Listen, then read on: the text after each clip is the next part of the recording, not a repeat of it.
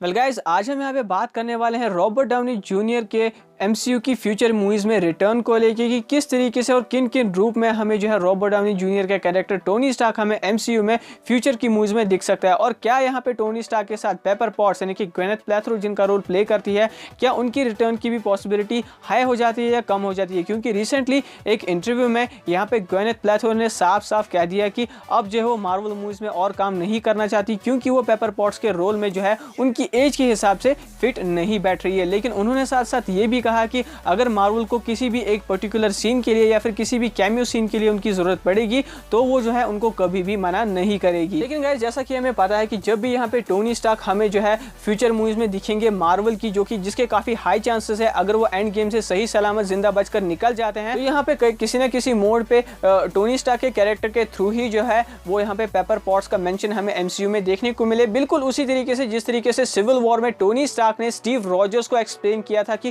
क्यों उन्होंने जो है पेपर पॉट्स के साथ ब्रेकअप किया था, और इन्हीं तरीके का मेंशन जो है बाकी कैरेक्टर्स से भी हमें देखने को मिल सकता है एमसीयू में। जैसे कि हैप्पी होगन जो है वो कहीं ना कहीं स्पाइडरमैन फार फ्रॉम होम में पेपर पॉट्स का जिक्र जो है वो यहाँ पे पीटर के साथ जरूर करने वाले हैं। सबसे ज्यादा जिस कैरेक्टर की चिंता लोगों को है यहाँ पे, तो वह है रॉबर्ट डाउनी जूनियर के कैरेक्टर आयरन मैन की। और यहाँ पे लोग चाहते हैं कि डाउनी जो है वो एमसीयू के साथ जो है एक नई डील साइन करे और ज्यादा मूवीज में हमें दिखे, क्योंकि राइट नाउ जो एमसीयू की पॉपुलैरिटी एक अलग लेवल पे पहुंची है वो रॉबर्ट डाउनी जूनियर के कैरेक्टर के ही बदौलत पहुंची है। लेकिन अगर यहाँ पे बात करें कि एवेंजर्स एंड गेम के बाद अगर हमें जो है टोनी स्टार्क का कैरेक्टर काफी ज्यादा कम नजर आने वाला है या वो हमें जो है सिर्फ कैमियोज में नजर आने वाले हैं, तो वो किन किन तरीकों से हमें जो है मार्वल में नजर आ सकते हैं। तो सबसे पहले तरीके की अगर बात की जाए तो कुछ रिपोर्ट्स के अकॉर्डिंग जो है एमसीयू एक ऐसी मूवी डेवलप कर रहा है जो कि यंग एवेंजर्स के रिलेटेड होने वाली है, और एवेंजर्स एंड गेम में प्रोबेबली हमें यंग एवेंजर्स की टीम की फॉर्मेशन का एक बहुत ही बड़ा हिंट देखने को मिल सकता है। और अगर ऐसा होता है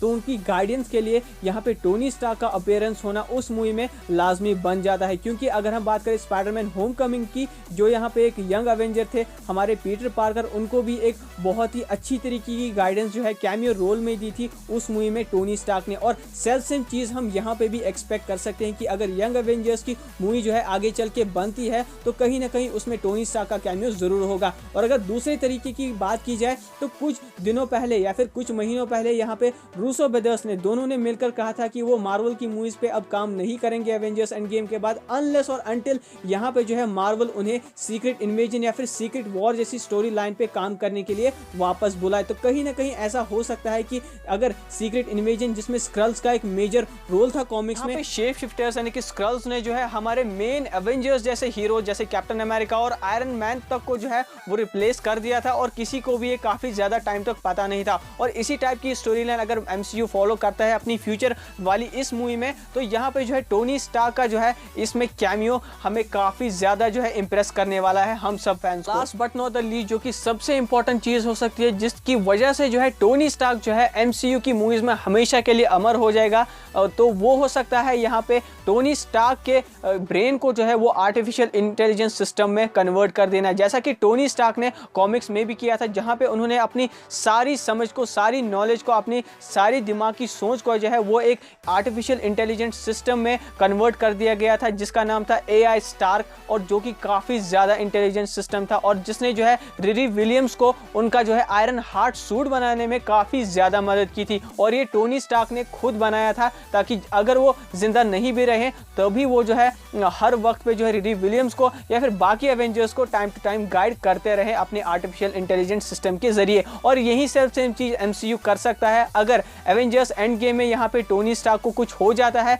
या फिर एमसीयू की फ्यूचर मूवीज में यहाँ पे रॉबर्ट डाउनी जूनियर रिटर्न नहीं आना चाहते आयरन मैन रोल के लिए, तो उनके जो है कैरेक्टर को आर्टिफिशियल इंटेलिजेंस सिस्टम में यहाँ पे कन्वर्ट किया जा सकता है, जिसकी वजह से हमें जो है एमसीयू की ऑलमोस्ट हर मूवी में या फिर एवेंजर्स की किसी न किसी मूवी में टोनी स्टार्क के उस AI सिस्टम का कैमियो जरूर देखने को मिल सकता है। ऐसा मार्वल जो है फ्यूचर की एमसीयू मूवीज में काफी सारे कैरेक्टर के साथ कर भी सकता है, क्योंकि यहाँ पे सैमुअल एल जैक्सन जो कि निक फ्यूरी का रोल प्ले करते हैं, उन्होंने मार्वल को ये परमिशन दी है कि उनकी डेथ के बाद वो निक फ्यूरी के कैरेक्टर को जो है या फिर उनके कैरेक्टर को डिजिटली रिक्रिएट कर सकते हैं, उनकी बॉडी को रिक्रिएट कर सकते हैं और उनकी वॉइस को रिक्रिएट करके मूवीज में वो चला सकते हैं। और यही सेम चीज रॉबर्ट डाउनी जूनियर के कैरेक्टर टोनी स्टार्क के साथ भी हो सकती है। लेकिन वहीं अगर बात करें रॉबर्ट डाउनी जूनियर ने एवेंजर्स एंड गेम के बाद अगर यहाँ पे एक नया कॉन्ट्रैक्ट साइन किया मार्वल के साथ, तो ये बेसिकली उनका लास्ट कॉन्ट्रैक्ट हो सकता है, क्योंकि उनकी भी एज अब जो है 54 तक होने को है और बाय द एंड ऑफ 2021 वो 56 के हो जाएंगे,